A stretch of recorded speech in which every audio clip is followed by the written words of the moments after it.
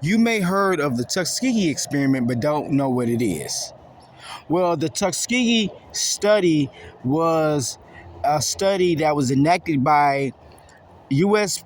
and democratically elected President Franklin D. Roosevelt. He used the U.S. Health Department in conjunction with the Tuskegee Institute to establish a study where 600 African Americans will be studied for the ill effects of syphilis. Out of these 600, 201 black Southerners were intentionally infected with the disease, and another 399 were studied for the disease, and they were completely ignorant until how they caught the disease or that they even had it in the first place. The participants were told that they were being treated for bad blood, which was a common term for polio at the time.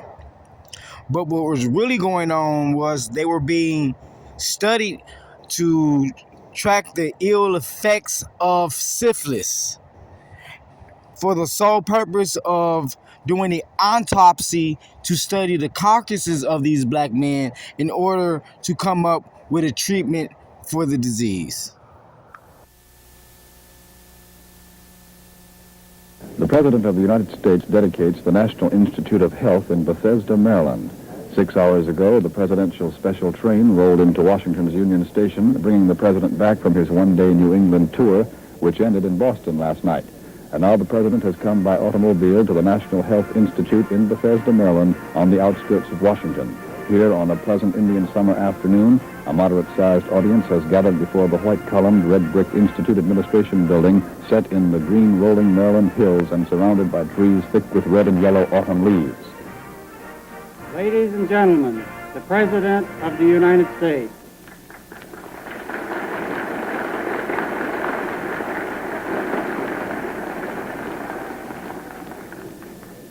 Mr. Coy,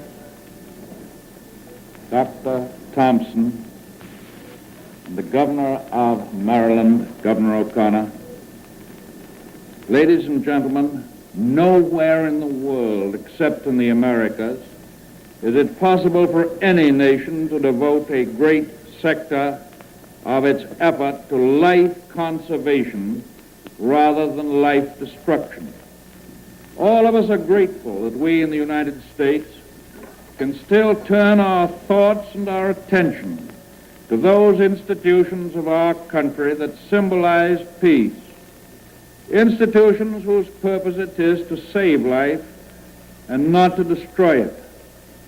It is for the dedication of these noble buildings to the service of man that we are assembled here today.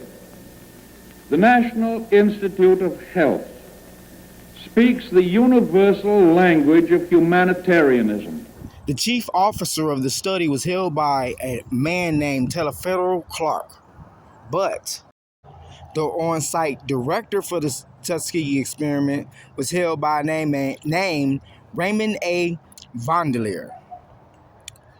He was also the director of the CDC from 1947 to 1951.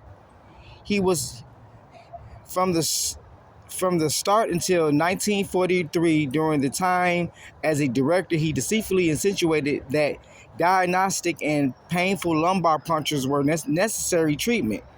He also directed plans to continue the experiment until each subject could be brought to autopsy by giving the subjects non-effective treatments such as aspirin, so that they would continue to believe the purpose of the study was to find a cure for syphilis.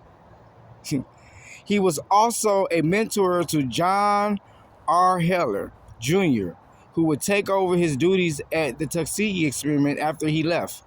Now, the Tuskegee experiment went all the way from 1932 to 1972. This was over 40 years. They were infecting black men with syphilis and just watched them die while making believe that they were searching for a way to heal these men, but they wasn't.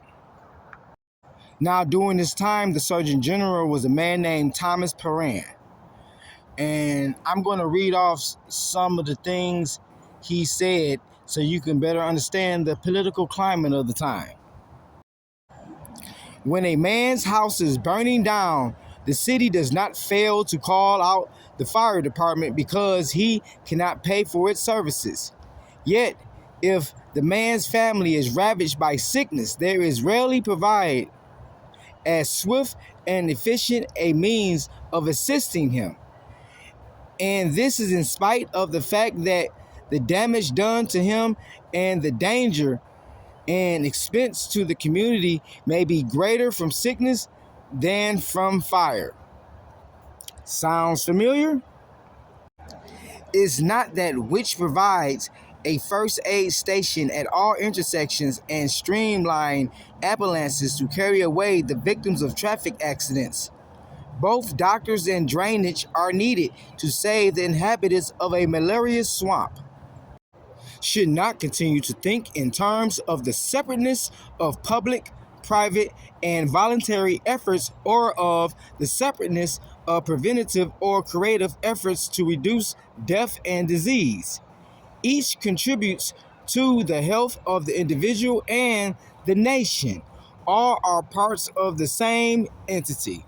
Now, Thomas Paran's name has been removed from everything related to the Tuskegee Institute. His legacy is one of disgrace. But during the time when he was preaching this thing to the American public, he was being applauded. He was being championed. Black people, black Southerners at the time looked at the Surgeon General as a friend of black people. Why? I don't understand. It was because he was appointed by your Democratic president, Frederick D. Roosevelt. You know, the Democrats for the longest have been patting themselves on the back, saying that they're the friends of black people. You know, putting people, talking heads in our faces to let us know that we are your friends. So it doesn't surprise me that the Surgeon General of yesteryear sounds like someone else we know of today. Everybody should be vaccinated and boosted with flu and with COVID.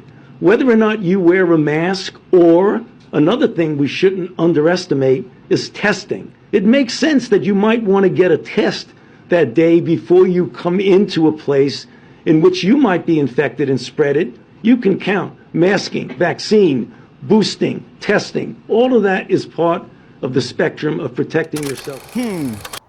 Testing. The key words is testing. These guys was tested. I bet you they're not happy with their decision.